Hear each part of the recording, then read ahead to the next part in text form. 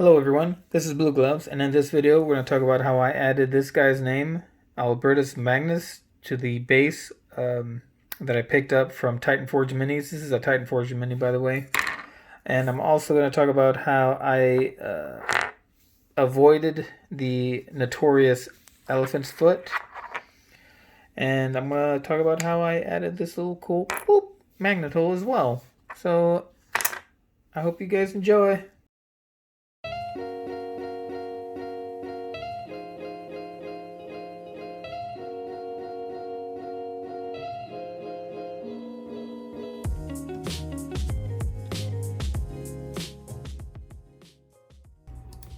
So the first thing you're going to want to do is load the base that you're going to print into 3D Builder. After loading the base, what I did was I then created using Fusion 360 a foot that I'm going to put at the bottom of this base. Now you could technically create this object in 3D Builder, and there's a video by 3D Printing Pro Greg. He does this thing where he builds this piece, attaches it to the bottom, and that's how you minimize the elephant's foot. It was a really good idea, and it pretty much inspired me to do this instead of another thing that I was doing before. So here you see me aligning the base and that foot, and you'll see that 3D Builder will actually, it's really easy to center, scale, and it'll snap into place pretty well. So after doing that, I also made another piece. It's basically the impression of what a magnet would be, and I believe it's a 2x3.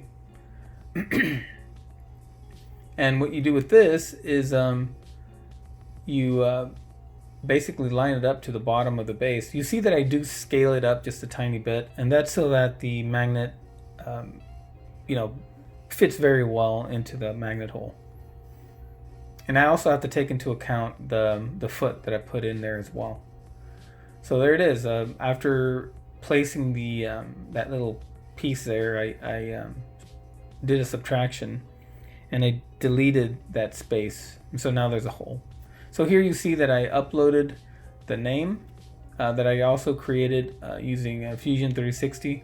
You could probably use some other 3D modeling software as long as it can create a text file, a 3D text file, and then if you can export it as an STL, you can do this. So here I'm lining it up. You'll see that all I do is just get the bottom corner. Here I'm scaling it, but all I have to do is just get the bottom touch. All I have to do is get the bottom to touch the base, and then I just slide it over, or I tilt it over, and then you can see it's pretty easy. I got the angle right.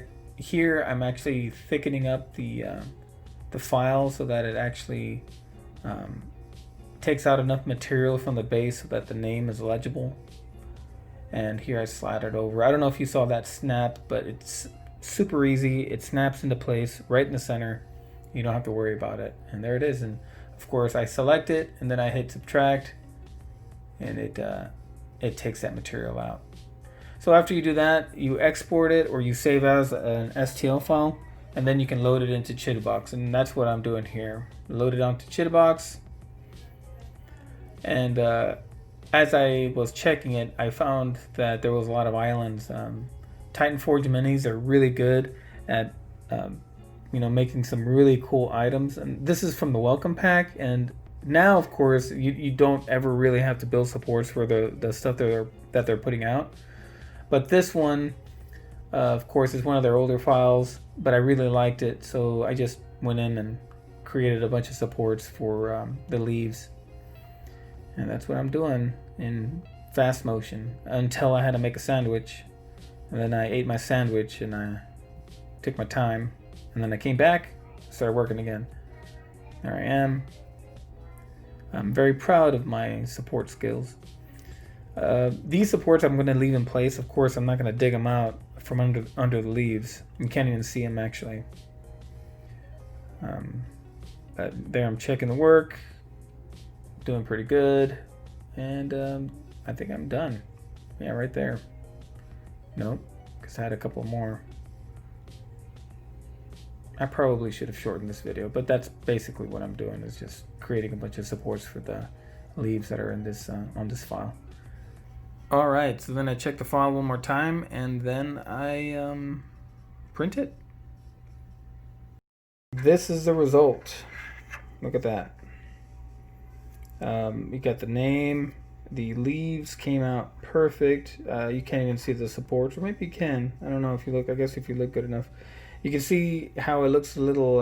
How the light is actually going through that thin piece above the magnet hole. That size is perfect.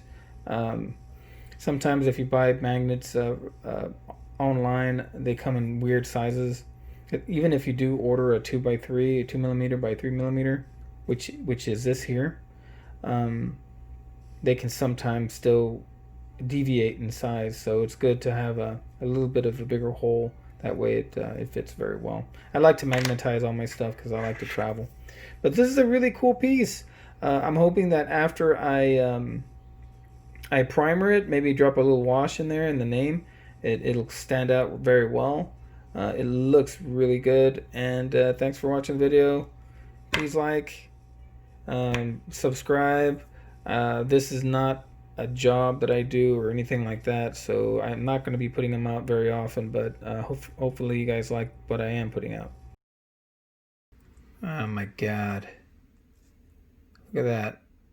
Albertus Magnus. Look at that. Look at, oh crap, I dropped the magnet.